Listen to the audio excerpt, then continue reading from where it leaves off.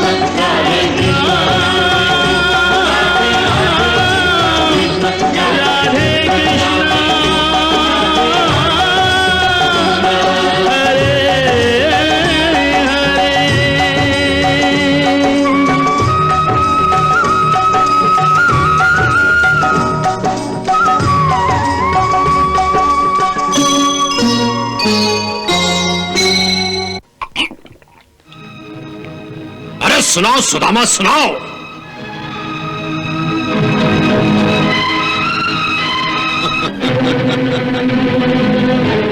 अरे सुनाओ सुदामा, सुनाओ। सुन राजा अब त्याग दे झूठा मान गुमान।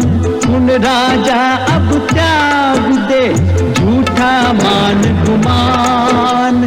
2 दिन के सब ठाठ हैं, 2 दिन की ये शान। भजले हरि हरि, ओ भजले हरि हरि।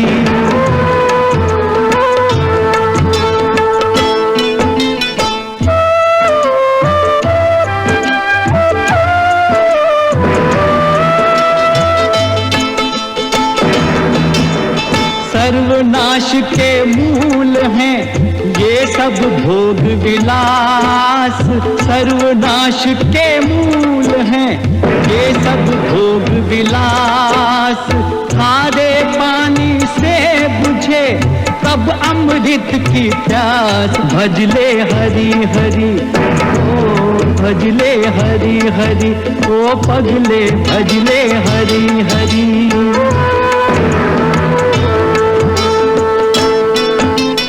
कोई तेरे पाप का भाग न बांटन हार। कोई तेरे पाप का भाग न बांटन हार। पछताएगा मौत जब आएगी तेरे द्वार। भजले हरि हरि, ओ भजले हरि हरि। ओ मूरख भजले हरि हरि। पछताएगा मौत जब आएगी तेरे द्वार। भजले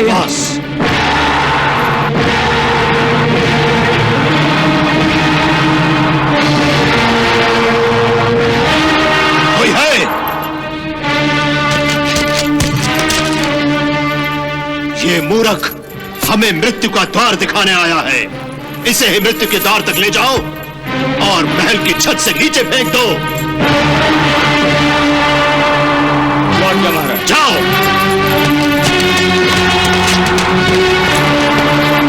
जाओ।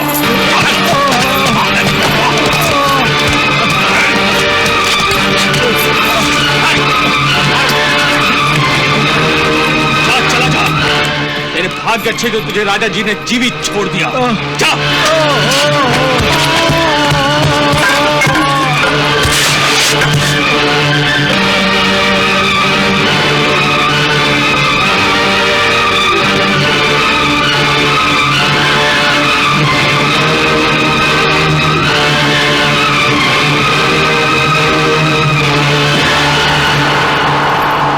श्री कृष्ण, श्री कृष्ण, श्री कृष्ण।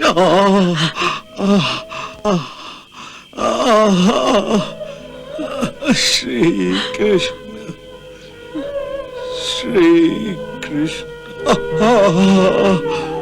श्री कृष्ण। मुझे क्षमा कर दो। श्री कृष्ण। ये सब मेरा ही दोष है। ना मैं आपको वहां जाने पर विवश करती, ना ही आप इस प्रकार घायल होते।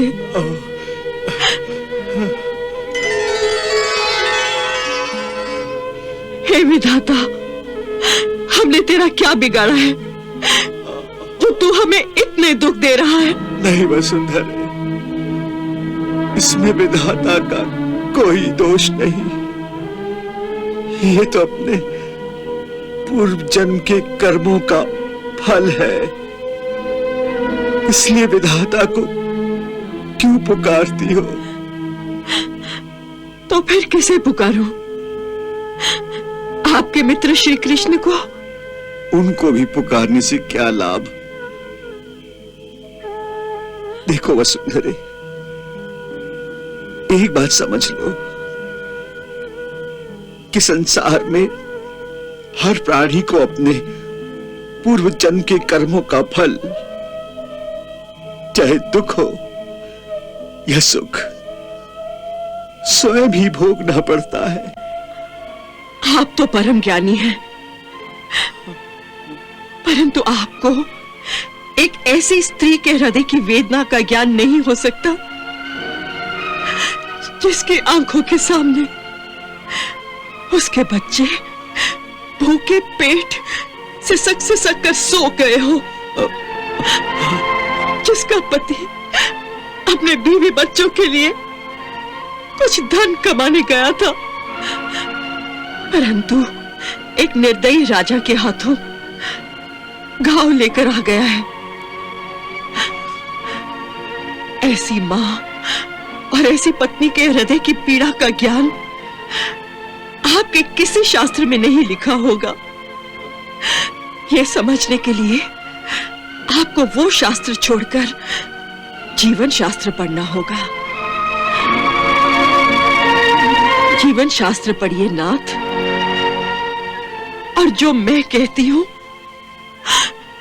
उस पर विश्वास कीजिए। मुझसे अब और सहा नहीं जाता।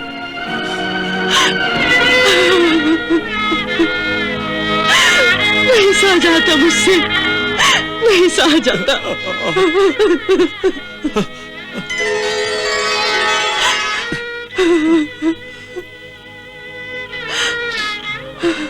नहीं वसुंधरे, नहीं। अच्छा, पढ़ता हूं, जीवन शास्त्र भी पढ़ता हूं। बताओ, तुम्हारा जीवन शास्त्र क्या कहता है? देखिए, जब आप मेरी खातिर एक भोग विलास से घिरे हुए राजा के पास जा सकते हैं, तो फिर मेरी ही खातिर आप अपने श्री कृष्ण के पास क्यों नहीं जा सकते?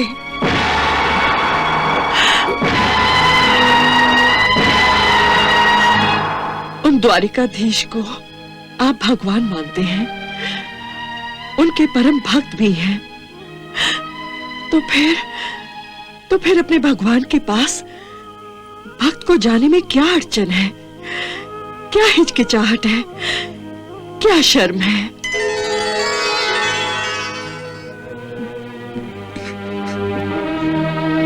शर्म? मुझे भगवान से मांगने में कोई शर्म नहीं,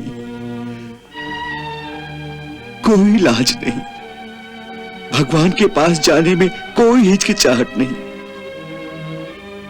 परंतु हिचकिचाहट है अपने मित्र के सामने हाथ फैलाने में। उससे एक पुरुष की मर्दानगी को चोट लगती है। इसलिए मैं एक मित्र के द्वार पर जाने से हिचकिचा रहा हूं। परंतु क्यों नाथ, आप उनके पास जाने से क्यों हिचकिचा रहे हैं, जिनका नाम लेकर सारा संसार जीता है? वो तो दीनों की सुध लेने वाले हैं, इसीलिए दीनदयाल कहलाते हैं। देखिए, आप इस तीसरे पन में भी इन दयाहीन संसारियों के द्वार पर भिक्षा मांगने जाते हैं, परंतु उस दीनदयाल के द्वार पर क्यों नहीं जाते? वो तो मांगे बिना ही सब कुछ देने वाले हैं। वो तो तीनों लोकों में सबसे बड़े दानी हैं। तुम ठीक कहती हो वसुंधरे। मेरे श्री कृष्ण तो ऐसे ही है, परंतु वो उनका भगवान रूप है। लेकिन जैसा मैंने कहा, मेरा उनका एक दूसरा रिश्ता भी है, मित्रता का। मित्रता के कुछ आदर्श होते हैं। जहां मित्रता का भाव होता है, वहां दोनों में बराबरी का भाव होना चाहिए। भले ही एक धनी हो और एक गरीब हो, फिर भी वो एक दूसरे के साथ बराबरी का व्यवहार करते हो। देखो वसुंधरे, मैं भगवान की दया सहन कर सकता हूं, परंतु एक मित्र की दया सहन नहीं कर सकता। इसलिए बड़ों का कहना है, किसी मित्र के घर पर खाने को तभी जाना चाहिए जब आप भी उसको अपने घर बुलाकर उसे खाना खिला सकते हो। इसका उत्तर तो उन्होंने बचपन में ही दे दिया था। आप ही ने बताया था कि जब आपने उनसे अपनी निर्धनता की बात कही थी, तो उन्होंने वचन दिया था केवल वे ही मित्रता निभाएंगे, आप पर मित्रता का बोझ कभी नहीं डालेंगे। कहा था ना? हाँ, कहा था। मेरा हाथ पकड़कर कहा था। तो फिर वो अपने वचन के पक्के हैं, फिर क्यों आप उन त्रिलोकीनाथ के वचनों पर विश्वास नहीं करते? वो अवश्य अपनी मित्रता निभाएंगे। मुझे विश्वास है कि आपके पहुंचते ही वो एक परम मित्र की भांति आपका स्वागत करेंगे। एक बार आप वहां पहुंचिए तो सही। वहां पहुंचना ही तो मुश्किल है देवी। तुम क्या समझती हो कि वो मेरी प्रतीक्षा में पहले से ही अपने लंबे हाथ करके बैठे होंगे?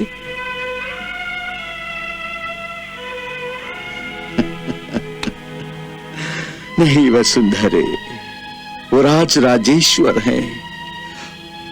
वहां अनेक राजा, लोकपाल, देवता, गंधर्व, किन्नर द्वार के बाहर इस प्रतीक्षा में खड़े रहते हैं कि कब उनकी कृपा दृष्टि उन पर पड़े कि द्वारपाल उन्हें अंदर आने की आज्ञा दे।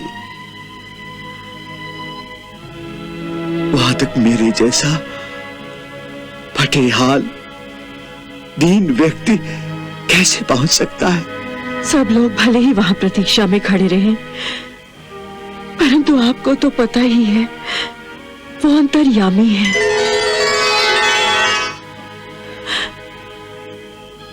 आपके पहुंचने पर वो स्वयं ही जान जाएंगे और सबसे पहले आपसे ही भेंट करेंगे। कोई द्वारपाल आपको नहीं रोकेगा। अच्छा, मान लिया कि द्वारपाल मुझे अंदर ले जाएंगे, परंतु ये सोचो वसुंधरा कि उस समय उनके दरबार में देश देश के राजे रजवाड़े, किन्नर, गंधर्व जाने कौन कौन खड़े होंगे। वहां नंगे पांव और फटे कपड़ों के साथ जब मैं जाऊंगा तो क्या कहकर मेरा परिचय कराएंगे? क्या वो गर्व से कह सकेंगे कि ये मेरा मित्र है? और यदि मैं स्वयं मित्र कह के उनसे गले लग जाऊंगा तो सबके सामने उन्हें कितना संकुचित होना पड़ेगा। मेरे कारण उन्हें सबके सामने आंखें नीची करनी पड़े, ऐसा मैं कभी नहीं करूंगा।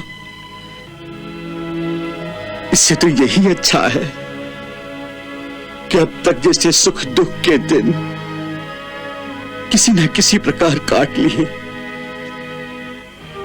बाकी जितने रह गए हैं वो भी उसी प्रकार कट जाएंगे। अब जीवन के अंतिम पहर में एक मित्र का एहसान लेकर कनौड़ा क्यों बनाती हो मुझे? जो तीनों लोगों के ठाकुर हैं, जिन्हें दीनहीन ही प्यारे हैं, ऐसे मित्र के सामने एक बार क्या 1000 बार भी कनौड़ा बनना पड़े तो लाज नहीं करनी चाहिए स्वामी। वसुंधरे, वसुंधरे, अब और हठ ना करो।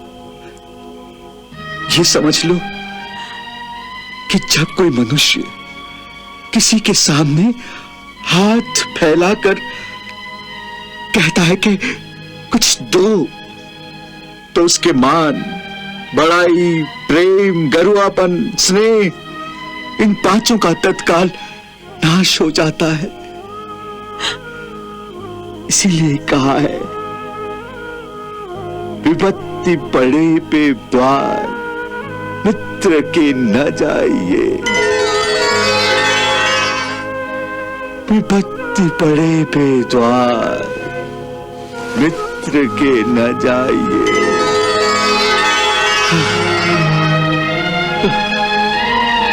विपत्ति पड़े पे द्वार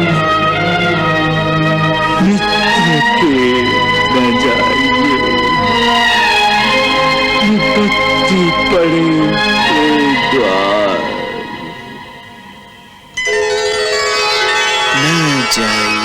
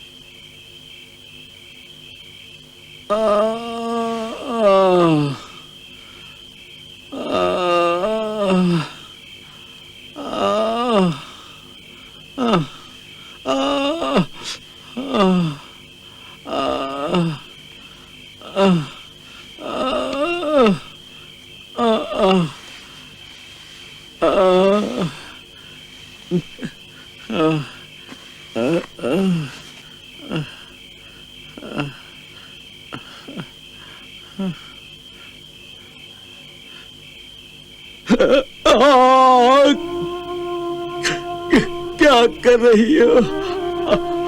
हाथ मत लगाओ, बहुत दुखता है। थोड़ा दुखेगा, पर घाव पर तेल लगा देती हूँ, कल तक आराम हो जाएगा।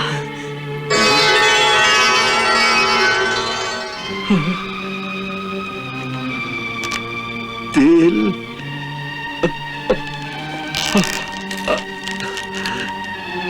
तेल? तेल कहाँ से लेकर आई हो? दीपक में थोड़ा सा है। ये तेल मत लगाओ। क्यों? तेल लगाने से घाव भर जाएगा। घाव तो भर जाएगा, परंतु दीपक में इतना सा ही तो तेल बच गया है। यदि कल भिक्षा न मिली तो घर में दीपक भी नहीं जलेगा। इसलिए कल के लिए इस तेल को दीपक में ही रहने दो।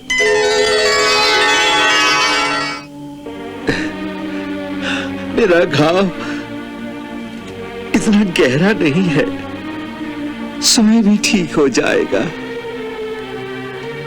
जाओ, तुम सो जाओ, तुम सो जाओ। श्री कृष्ण।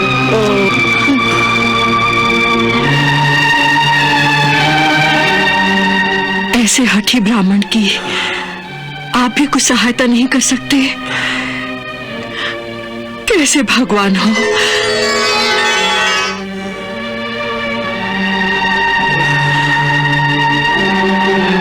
ये मुझसे सेवा नहीं कराते ना सही, आप ही इनके घाव भर दो। आपके भक्त भी हैं और मित्र भी।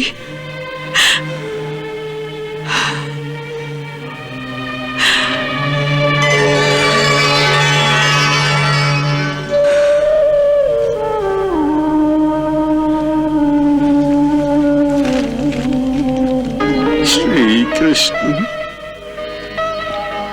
इसे क्षमा कर देना प्रभु,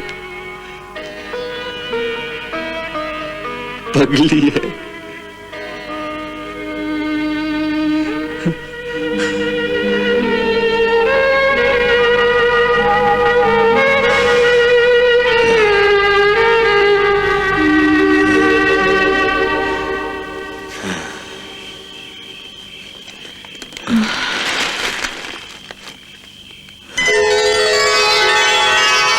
लो देवी, पत्नी ने आदेश दे दिया कि मैं स्वयं जाकर सुदामा की सेवा करूं, और सुदामा उसके लिए प्रार्थना कर रहा है कि पगली समझकर उसे क्षमा कर दूं। तो अब किसकी बात मानेंगे प्रभु? दोनों की। अर्थात मैं समझी नहीं। एक की सेवा कर दूंगा, दूसरे को क्षमा कर दूंगा।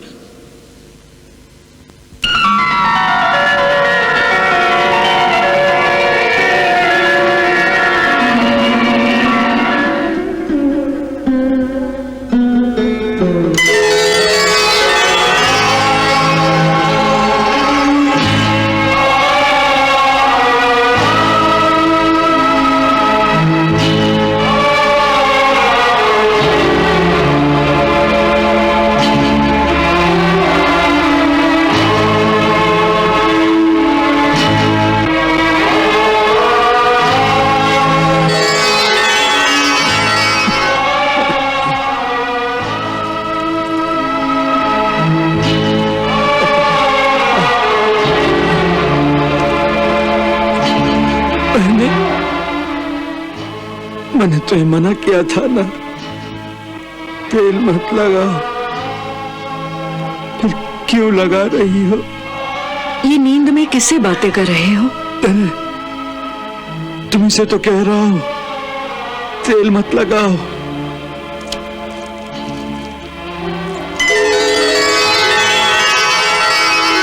परंतु मैं कब तेल लगा रही हूँ? तेल नहीं लगा रही हो तो फिर क्या लगा रही हो?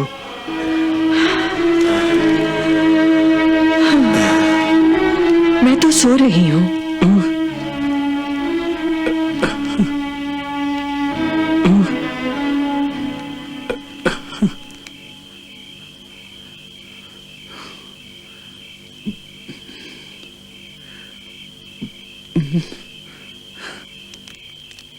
वो सुंदर है,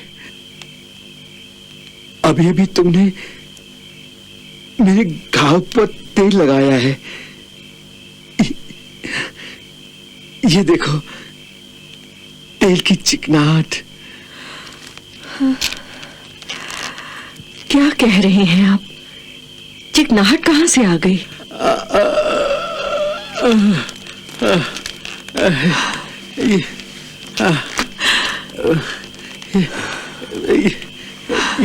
ये देखो, ये अरे ये तो क्या? ये तो माखन है।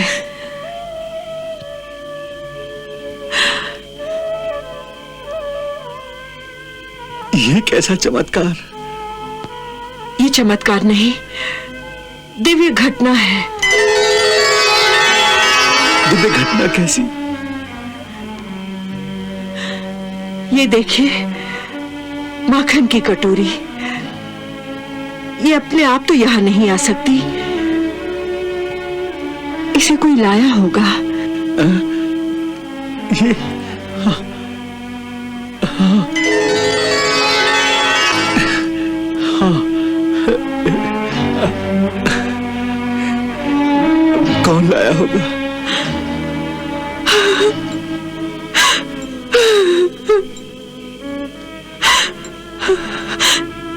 अभी तक नहीं समझे नाथ? मैंने जो ताना दिया था आपके मित्र श्री कृष्ण को कि वो स्वयं आकर आपकी सेवा क्यों नहीं करते, वो इसके उत्तर में वो सचमुच ही माखन की कटोरी लेकर स्वयं चले आए।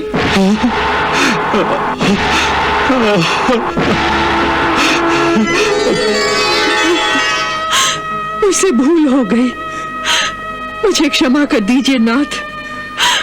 मुझसे पाप हो गया, मैं पापी हूँ।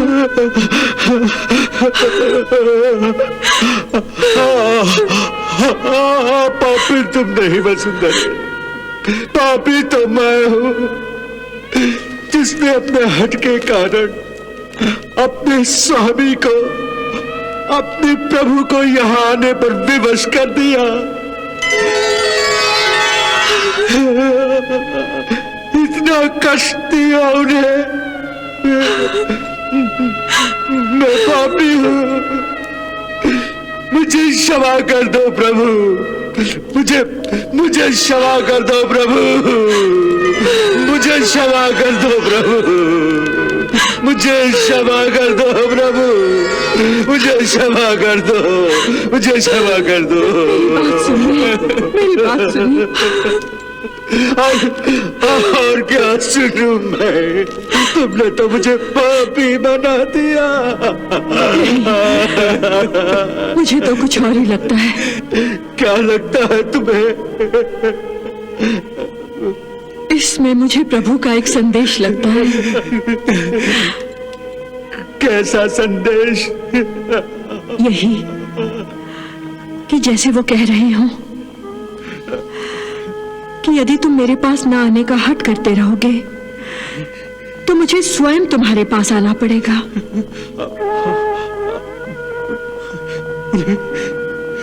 स्वयं आना पड़ेगा? हाँ।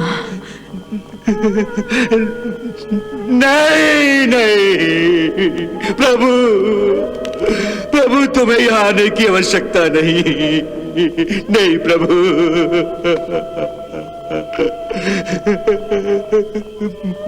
मैं स्वयं आऊंगा, मैं स्वयं आऊंगा प्रभु। मेरे हट को क्षमा कर दो प्रभु, मेरे हट को क्षमा कर दो प्रभु। मैं स्वयं आपके चरणों में आऊंगा प्रभु, मैं स्वयं आपके चरणों में आऊंगा। प्रभु बधाई हो, प्रभु बधाई हो। वो आ रहा है, आप यही चाहते थे ना? लो, भगवान की जीत हो गई। ये भगवान की जीत नहीं रुक्मिणी, एक मित्र की जीत है। एक मित्र पर निस्वार्थ मित्रता के प्रेम की जीत है।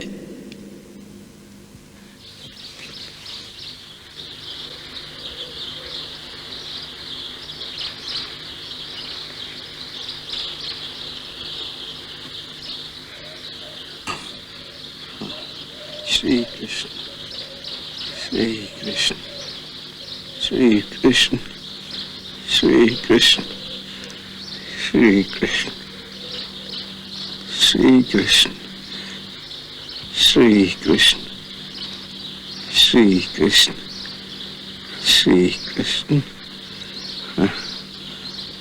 श्री कृष्ण, श्री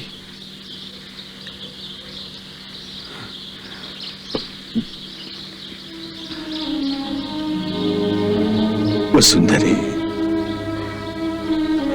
जी,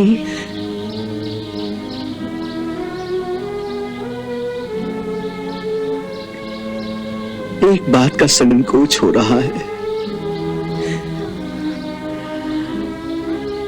फिर संकोच? अब कैसा संकोच हो रहा है?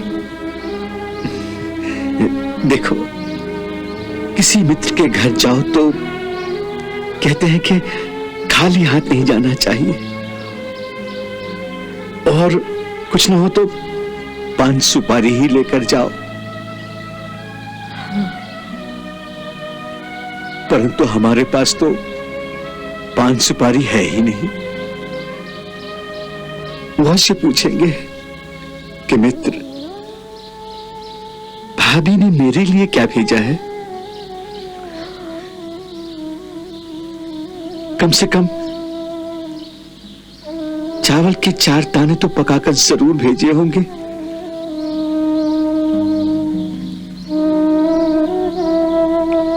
तो क्या उत्तर दूंगा?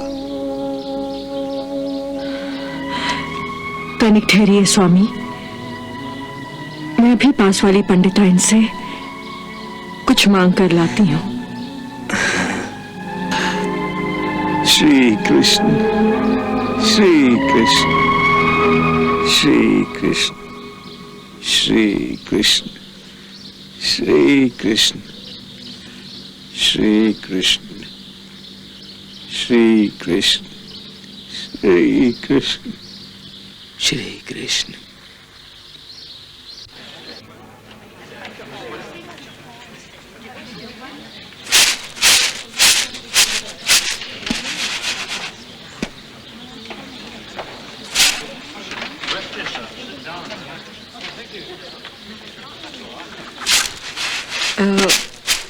अरे वसुंधरा, आओ बहन आओ, क्या बात है? सुशीला बहन, थोड़े से तंदूर मांगने आई हूँ। हो सके तो 2 मुट्ठी तंदूर उधार दे दो। ये द्वारिकाधीश से मिलने जा रहे हैं। राजा के पास खाली हाथ तो नहीं जा सकते ना, इसीलिए आना पड़ा। बहुत अच्छा किया जो यहाँ आ गई। राजा के पास जा रहे हैं तो 2 मुट्ठी क्यों, सारे ले जाओ। नहीं नहीं बहन, इतने की आवश्यकता नहीं। ब्राह्मण की भेंट तो केवल प्रतीक स्वरूप होती है। थोड़े से चावलों को भी प्रभु बहुत मान लेंगे। अच्छा, ये लो।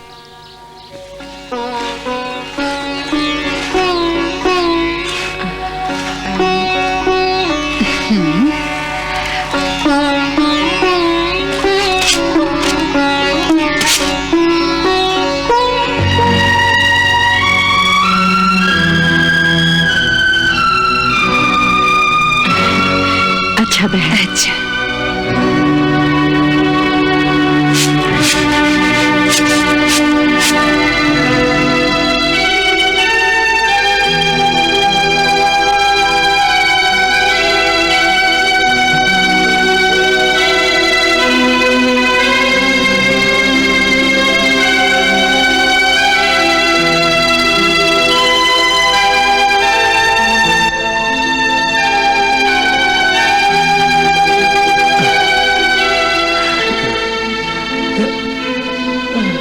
ये लीजिए।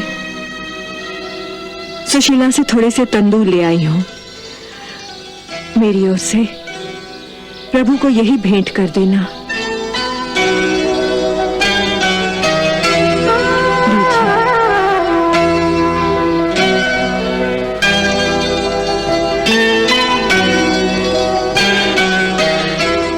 वो अंतर्यामी है, मेरी भावना से ही प्रसन्न हो जाएंगे।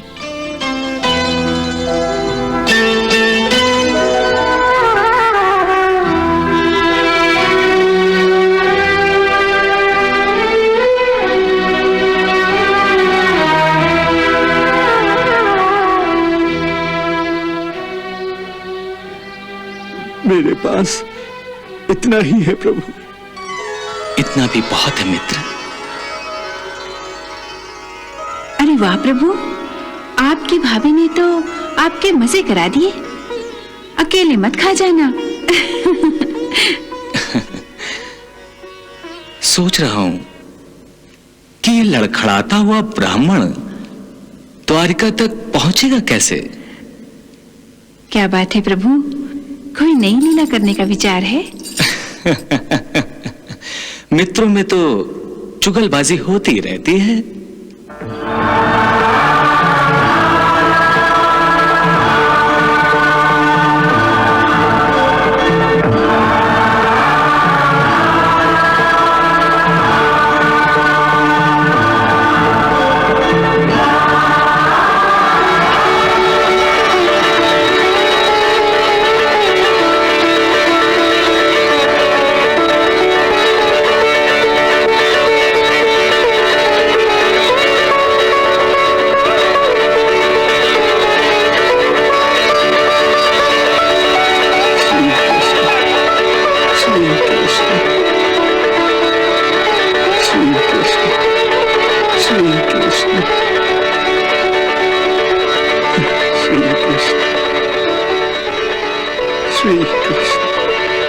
प्रभु, मैं एक लंबी यात्रा पर जा रहा हूं। द्वारिका कब पहुंचूंगा, वहां से कब लौट कर आऊंगा, कुछ पता नहीं। सो अपने पीछे मैं अपनी पत्नी और बच्चों को आपके संरक्षण में छोड़कर जा रहा हूं। इनकी हर प्रकार से रक्षा करना प्रभु, और ये आशीर्वाद दो कि जब मैं लौट कर आऊं तो इनको और अपने समस्त नगरवासियों को सकुशल देखूं।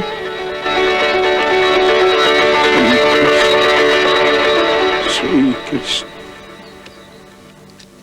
श्री कृष्ण। प्रभु, प्रभु, श्री कृष्ण, श्री कृष्ण। प्रभु, श्री कृष्ण, श्री कृष्ण, श्री कृष्ण, श्री कृष्ण, श्री कृष्ण, श्री कृष्ण, श्री कृष्ण। प्रभु, श्री कृष्ण, श्री कृष्ण, श्री कृष्ण।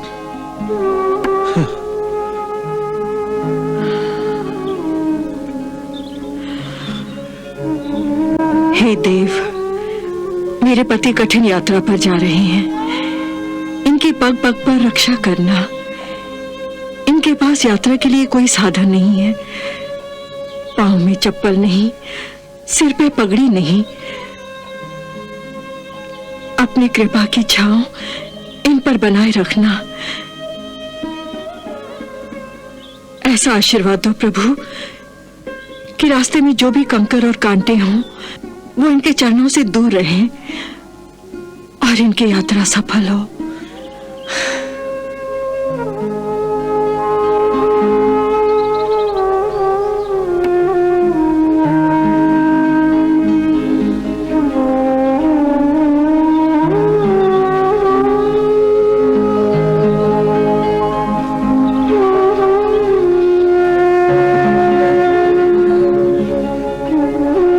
श्री कृष्ण श्री कृष्ण श्री कृष्ण।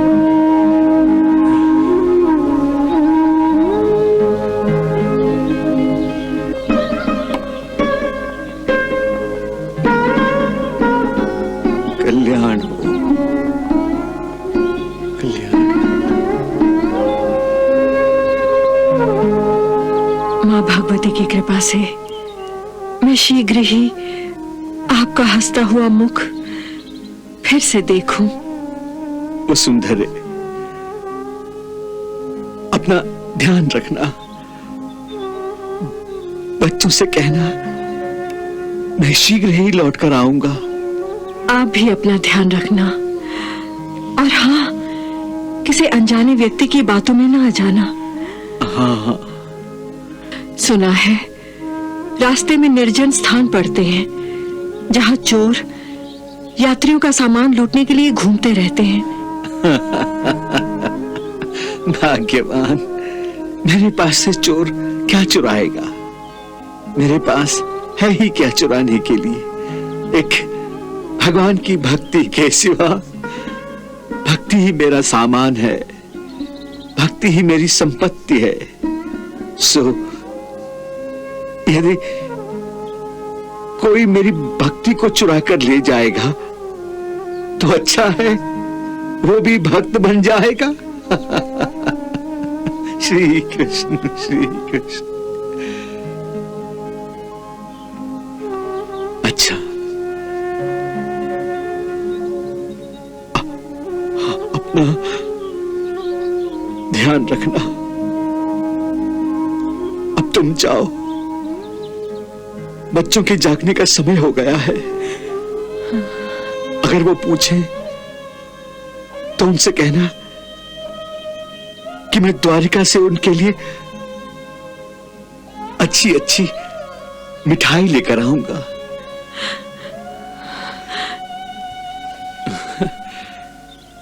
कल्याण हो, कल्याण हो। शीघ्र लौटना, मैं रास्ता निहारती रहूंगी। हाँ, अच्छा।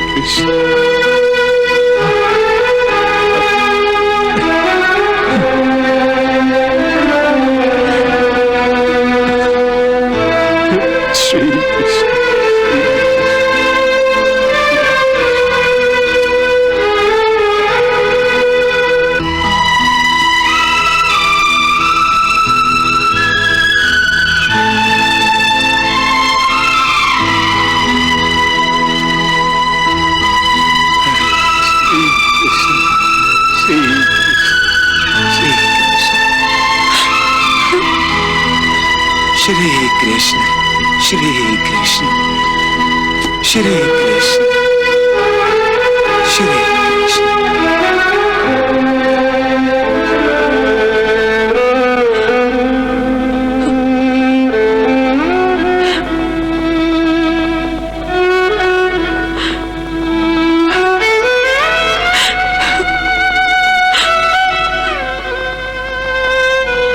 चला सुदामा कृष्ण से मिलन द्वारिका धाम, जहाँ सुदामा के बसे बाल सखा घनश्याम,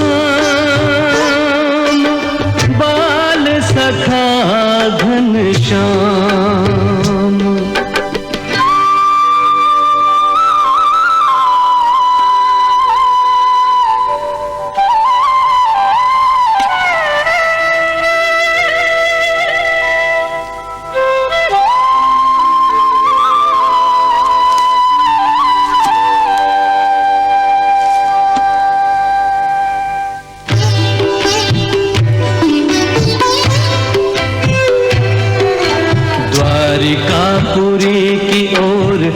प्रथम चरण धरते ही कोलाहल मच गया रे चारों दिशाओं में।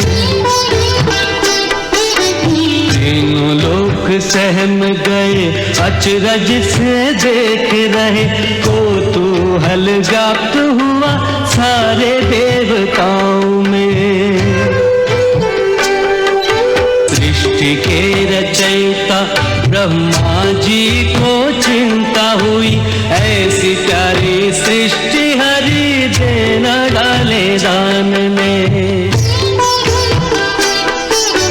कृष्ण ने सुदामा को स्वर्ग दान दे दिया, तो देवता रहेंगे जाके कौन से स्थान में।